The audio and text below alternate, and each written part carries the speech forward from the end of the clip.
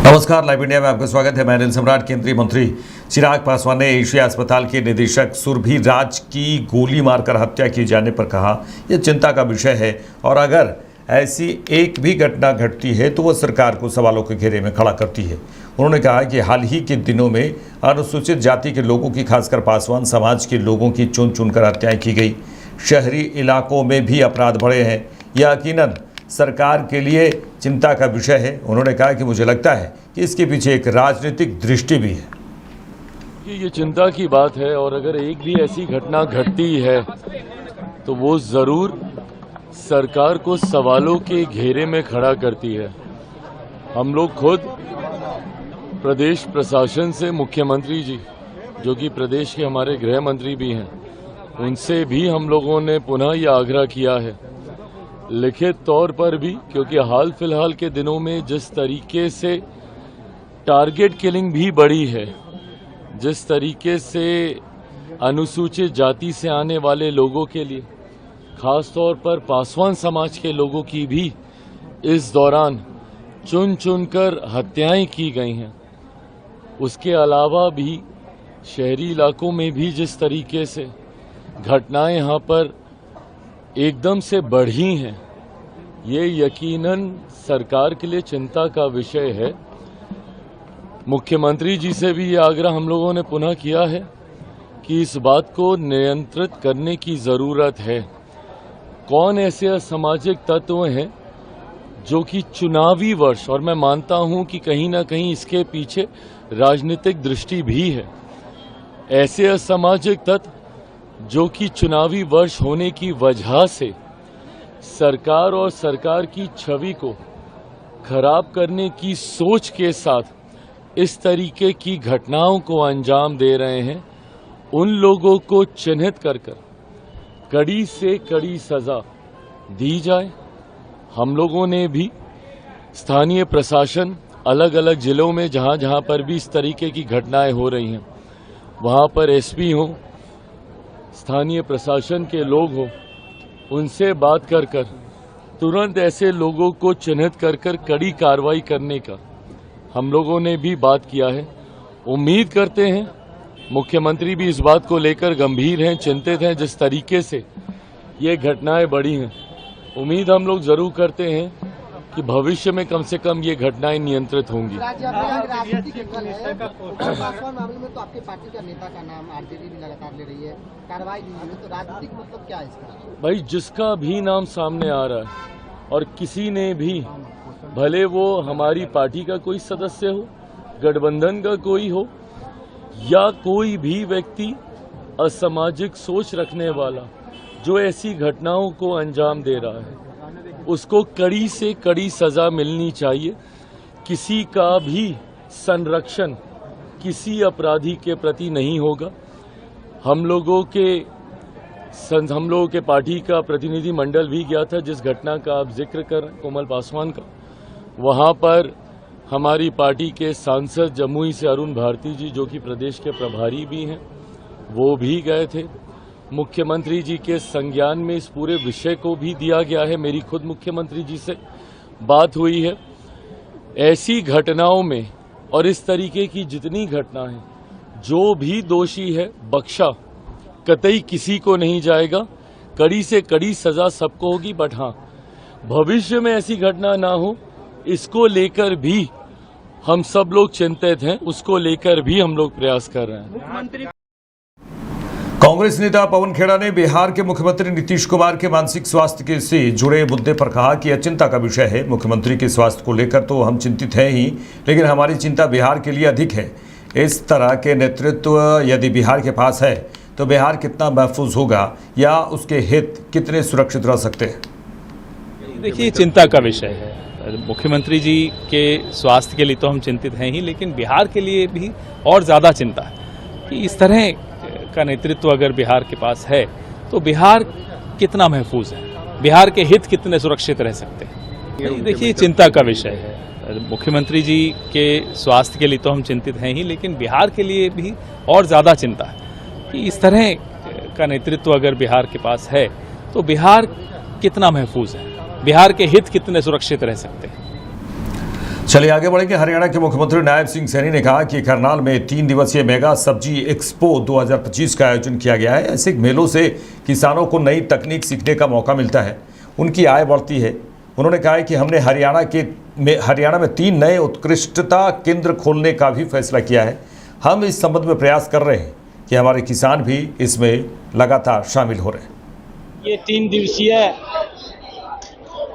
जो ग्राउंडा उत्कृष्ट केंद्र पर मेगा सब्जी एक्सपो का आयोजन हुआ है। इस प्रकार के जो मेले लगते हैं उनका किसानों को नई नई तकनीक जानने का, उसके नज़दीक जाने का, उसको सीखने का ये मौका मिलता है और इससे हमारे किसान लाभान्वित होते हैं, उनकी इनकम बढ़ती है, उनका जो लाभ है उसका फसल चक्कर के अंदर उसको लाभ मिलता है। और सरकार भी इस प्रकार से हमने अभी बागवानी के क्षेत्र के अंदर भी एक बड़ा बजट इसके अंदर बढ़ाया है ताकि हमारा किसान इस बागवानी हॉर्टिकल्चर के अंदर और ज़्यादा जुड़े और वो धान और गेहूं के इस फसल से बागवानी की तरफ बढ़े, जिससे कि उसकी इनकम हो। हमने 3 हरियाणा में नए उत्कृष्टता केंद्र खोलने का भी निर्णय किया है, चाहे अमरूद है और चाहे हमारा किन्नू है और लीची है। हमने इन हरियाणा के अंदर अलग अलग क्षेत्र के अंदर, चाहे अमरूद के लेकर के है, चाहे लीची को लेकर के है, खजूर को लेकर के है, हमने अलग अलग क्षेत्रों के अंदर किसानों को इस उत्कृष्टता केंद्र खोल करके उनको जानकारी उसके साथ जोड़ने का काम, ताकि हमारा किसान उसकी तरफ बढ़े और उसकी इनकम बढ़े, उसको लेकर के हम प्रयास कर रहे हैं और हमारा किसान भी उसके अंदर लगातार जुड़ रहा है। मैं आज इस जो एक्सपो सब्जी ये 2025 आज समापन समारोह है, इसके अंदर जितने भी पिछले 3 दिनों में हमारे किसान आए हैं और उन्होंने जानकारियाँ ली है और उससे प्राकृतिक खेती की तरफ भी वो बढ़ते हैं, उसकी इनकम बढ़ती है। उसको लेकर के हमने चाहे गन्नौर के अंदर एक बड़ी मंडी जो 2600 करोड़ रुपए की लागत से बनकर के तैयार हो रही है, उसका मेरे किसानों को बड़ा लाभ मिलेगा। तो इस प्रकार के बाजार भी हम खड़े कर रहे हैं ताकि किसान को कोई दिक्कत समस्या ना आए और इस जो उत्कृष्टता जो ये सब्जी एक्सपो 2025 का ये आयोजन हुआ है, इसके लिए मैं सभी अधिकारियों को भी और आयोजकों को भी और जो लोग यहाँ पर आए हैं जिन्होंने बहुत कुछ देखा है, सीखा है, उन सबको भी बहुत बहुत बधाई और शुभकामनाएं देता हूँ। क्योंकि यहाँ पर जो तकनीक है और तकनीक इजराइल के माध्यम से लेकर के हमारे किसान उसका लाभ उठाते हैं। मैंने देखा भी है, चाहे वो टमाटर की पेड़ की बात हो, इस तकनीक के माध्यम से टमाटर की पैदावार ज़्यादा होती है, बैंगन की होती है, शिमला मिर्च की होती है, आलू की होती है। लगातार क्योंकि किसान को नई तकनीक से जुड़ करके उसको लाभकारी मूल्य मिले, ये सरकार का ध्येय है और उसको लेकर के इस प्रकार के कार्यक्रम आयोजित होते रहते हैं, किसानों को उसका लाभ मिलता है। हरियाणा में आज से बिहार दिवस मनाया जा रहा है, बिहार दिवस आज से मना रहे हैं, क्या कुछ लक्ष्य, क्या कुछ उद्देश्य है? नहीं, देखिए, बिहार के लोग हैं जिनकी एक बड़ी भूमिका इस देश के विकास के अंदर है और देश के यशस्वी प्रधानमंत्री आदरणीय नरेंद्र मोदी जी ने जो संकल्प लिया है, जो आदरणीय प्रधानमंत्री जी ने एक सोच है कि 2047 तक हमने ये विकसित राष्ट्र बनाना है, क्योंकि बिहार के लोग देश के विभिन्न स्थानों के ऊपर जाकर के उस विकसित राष्ट्र के अंदर अपनी भूमिका अदा कर रहे हैं। उनको मिलकर के उनको इस अवसर की बहुत बधाई देते हुए, उनसे आपस में विचार साझा करते हुए और आदरणीय प्रधानमंत्री जी के उस विजन को और सशक्त मजबूत करते हुए ये कार्यक्रमों का आयोजन किया जा रहा है। मैं उनको बिहार दिवस की बहुत बधाई देता हूँ। दिवस है भगत सिंह राजगुरु का आज क्योंकि हमारे क्रांतिकारी वीर आजम शहीद भगत सिंह जी और राजगुरुदेव सुखदेव ऐसे 3 महान क्रांतिकारी वीरों जिनको उस क्रूर शासन जो अंग्रेजों का शासन था, जिन्होंने उनको फंदे पर लटकाया था, आज उनका बलिदान दिवस है। मैं उनको नमन करता हूं, उनको प्रणाम करता हूं। उन महान क्रांतिकारी वीरों के कारण ही हम इस खुली हवा के अंदर सांस ले रहे हैं, और उन्हीं के कारण ही आज जो उन्होंने कुर्बानियाँ दी हैं, उन कुर्बानियों के कारण ही ये भारत आगे बढ़ रहा है। लंबे समय के बाद इसका कितना फायदा हम पब्लिक को मिल रहा है सर? शंभू बॉर्डर और मनोरी बॉर्डर जो अब रास्ता बन गया है दोबारा, नहीं, वो तो चल गया है, बहुत बहुत। गोपालगंज में भारत सरकार के गृह मंत्री अमित शाह 30 मार्च को गोपालगंज में विशाल जनसभा को संबोधित करेंगे। इसकी तैयारी जोर शोर से शुरू हो गई है बीजेपी के द्वारा। आज इसकी जानकारी केंद्रीय मंत्री नित्यानंद राय ने जिला अतिथि गृह में दी। इस दौरान बीजेपी के तमाम नेता कार्यकर्ता मौजूद रहे। केंद्रीय मंत्री ने कहा कि अमित शाह के स्वागत में जहां एक तरफ जिले के तमाम बीजेपी के नेता उत्साहपूर्वक लगे हुए हैं, तैयारियां शुरू हो गई हैं। माननीय दिलीप जायसवाल जी ने पहले ही इस बात को बता चुके हैं कि 30 मार्च को गोपालगंज में माननीय गृह मंत्री श्री अमित शाह जी की एक विशाल सभा होगी, जिसका स्थान हमारे जिला अध्यक्ष जी घोषणा किए और समय कि 30 मार्च को न्यू पुलिस लाइन के मैदान जो NH-27 और माता मंदिर यानी थाबे मंदिर बाईपास के जहां मिलाव है, यानी न्यू पुलिस लाइन के मैदान में सभा दिन के 11 बजे होगी, जिसमें माननीय गृह मंत्री जी आएंगे। गोपालगंज की यह सभा है। कुछ आसपास जो गोपालगंज के जिले से लगते हुए कुछ ही विधानसभा के वहाँ के माननीय विधायक, और जहाँ हमारे विधायक नहीं है वहाँ के हमारे पार्टी के नेताओं ने प्रदेश अध्यक्ष जी से आग्रह किया था कि हम लोग को भी उस कार्यक्रम में आने का परमिशन मिले। तो वैसे कुछ विधानसभा जो कुछ जिले, कुछ 2-4 जिले के ही कुछ विधानसभा जो बिल्कुल ऐसा विधानसभा है जो बिल्कुल पास का है, वैसे विधानसभा को भी यहाँ आमंत्रित। राजद सुप्रीमो लालू प्रसाद यादव मोतिहारी पहुंचे। जोरदार स्वागत किया गया आरजेडी के द्वारा। उन्होंने बड़ा बयान भी इस दौरान दिया। सभा को संबोधित करते हुए कहा कि तेजस्वी के नेतृत्व में बिहार में सरकार बनने से कोई माई का लाल नहीं रोक सकता है। इस बार 2025 में उन्होंने कहा कि बता दें कि मोतिहारी के कन्यापुर के राजद विधायक मनोज यादव के पैतृक गांव कोटवा प्रखंड के जमुनिया में कॉमरेड यमुना यादव के 11वें पुण्यतिथि के मौके पर राजद सुप्रीमो लालू प्रसाद यादव मोतिहारी पहुंचे थे, जहां लालू प्रसाद यादव ने एक बड़े जनसभा को संबोधित किया। सहदेव पासवान थे उनको याद करते आ रहे हैं रास्ता, और उन सब लोगों को, उस समय के लोगों को हम याद करते हैं और आप सब लोगों को प्रणाम करते हैं। सरकार बनावा लोग मनोज केजरीवाल का लोग इलाका का पूरा फेर कल्याणपुर और जिला के और सरकार बनावे के बाद और सरकार तेजस्वी के नेतृत्व में बने और इसको कोई भी माई का लाल फेरा नहीं होगा। माई बहनी योजना के कमिटमेंट में चारों तरफ का फैलावे के बाद, बतावे के बाद, प्रचार करे के बाद, तो आप सब लोग को बहुत बहुत धन्यवाद।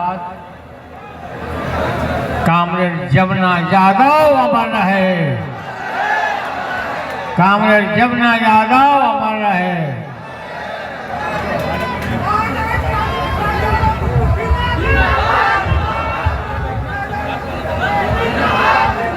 हाँ, सरकार बने तो मनोज के बनावे ये है। ठीक है, बहुत बहुत धन्यवाद। जिंदाबाद। अभय सिंह जी भी पार्टी में ज्वाइनिंग करने वाला बना है, जल्दी कहाँ बने, कहाँ बना? सूरज जी। जेडीयू नेता केसी त्यागी ने कहा कि चुनाव के समय हमारे विपक्षी दल के पास कोई मुद्दा नहीं है, लिहाजा वे व्यक्तिगत आरोप और प्रत्यारोप में लगे हुए हैं। उन्होंने कहा कि हम एकत्रित होकर एनडीए के बैनर के नीचे चुनाव लड़ेंगे और चुनाव के बाद नीतीश कुमार ही बिहार के मुख्यमंत्री होंगे, यह सर्वविदित है।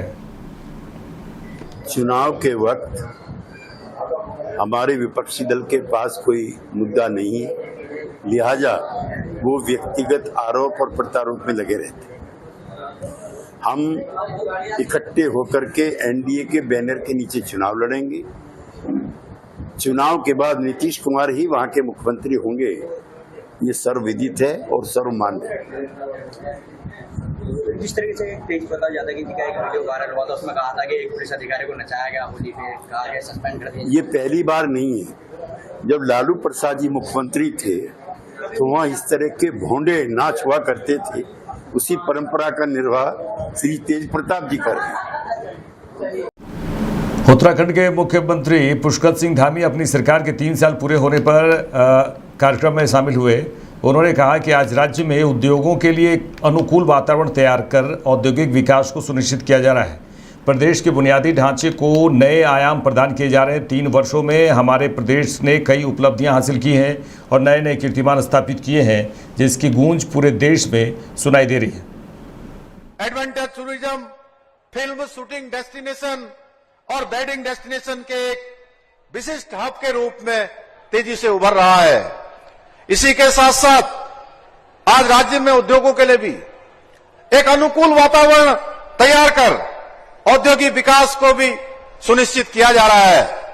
आज आदरणीय प्रधानमंत्री श्री नरेंद्र मोदी जी के नेतृत्व में जहां एक और Delhi Dehradun elevated road, Vande Bharat express, Rishikesh Karnaprayag rail परियोजना, भारत माला और पर्वतमाला परियोजना, अमृत योजना, ऑल वेदर रोड और उड़ान योजना जैसी महत्वाकांक्षी परियोजनाओं के माध्यम से प्रदेश के बुनियादी ढांचा को नए आयाम प्रदान किए जा रहे हैं। वहीं प्रदेश के अंदर जो हमने